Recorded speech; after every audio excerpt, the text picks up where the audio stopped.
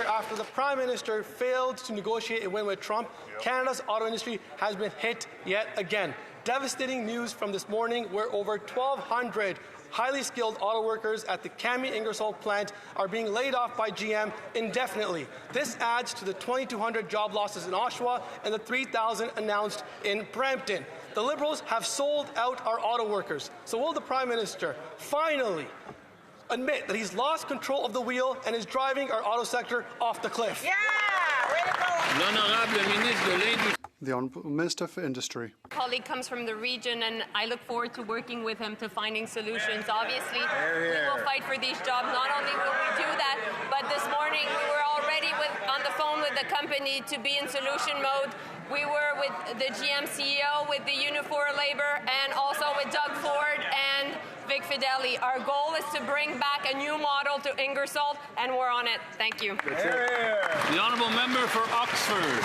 I've been talking to the auto workers who are losing their jobs now because of their failed policies. An auto worker in Ingersoll called me this morning and says he doesn't know how he will pay for his mortgage. He doesn't know how he will feed his family. There is a real sense of anxiety in our community. The Liberals blew billions in EVs, and now Canadian workers are the ones that are paying the price and their families. So, will the Liberals finally hit the brakes and stop selling out Canadian workers? Yeah!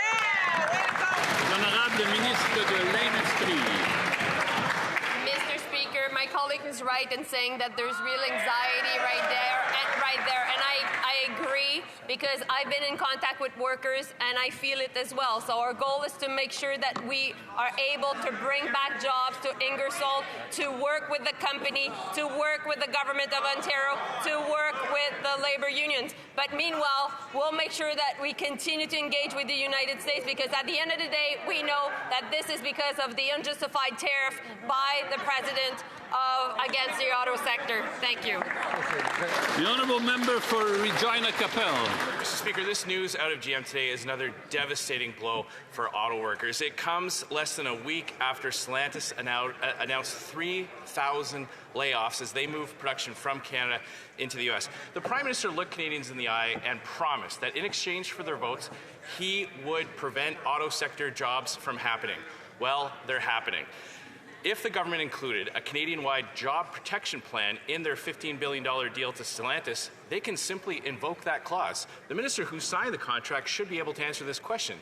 Did they include a jobs protection clause in the contract to Stellantis? L'honorable ministre de l'Industrie. Mr. Speaker, I know that the Conservatives have been wanting to see the contracts that are linked to the Stellantis plant. And you know what? We've said yes. So the opposition on the committee will have access to the contracts, and they will discover that indeed we negotiated well, and indeed Stellantis is on the hook, Mr. Speaker. The honourable member for Regina Capel. Mr. Speaker, it's been a week, and all we've got from this minister is political theatre. She's bragging about who she gets on the phone. She's bragging about the tough talks she's having. Here's the thing. If they actually included a jobs protection clause in the contract, all they have to do is invoke it. I'm starting to get a terrible feeling. I'm starting to worry that they signed a $15 billion deal with Stellantis and didn't include a guarantee to protect those Canadian jobs. Can the minister tell Canadians very clearly, explicitly, did they include a jobs protection plan for all jobs at Stellantis when they forked over $15 billion? L'honorable ministre de l'Industrie. Mr. Speaker, I know that my colleague is trying to spook Canadians, but I just would like to remind him that the support that was given to the company was linked to the production of batteries, and therefore no money is spent.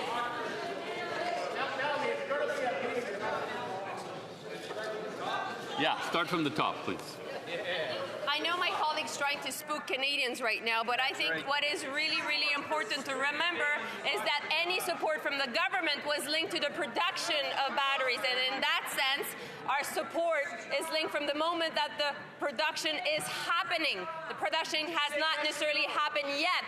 That being said, Mr. Speaker, what we will do is to make sure that we hold Stellantis to account, because obviously jobs are important. important at the Brampton facility, and we'll continue to fight for these jobs. The honourable member for Calgary-McKnight. Mr. Speaker, during the last election, the Prime Minister promised Canadians that he would get a deal with the United States. But since he was elected, tens of thousands of Canadians have lost their jobs and $54 billion of investment has fled the country. Last week, Stellantis announced its plans to move their Brampton plant to Illinois after the finance minister signed a deal giving them $10 billion taxpayer dollars. Canadian auto workers want to know what job guarantees were in these contracts. The Honourable Minister responsible for Canada-US trade. Mr. Speaker, our colleague has heard very well that the government will make these contracts available to the opposition. So, again, he can assert a series of sort of fabricated conspiracy theories. Doesn't make them true. What is true, Mr. Speaker, is that our government is supporting a proud tradition of building vehicles and cars in Canada. Over 100 years of Canadian workers building these cars. Mr. Speaker, we're going to defend those workers, support those businesses, and fight to ensure we get a deal with the United States that's good for Canadian businesses and Canadian workers.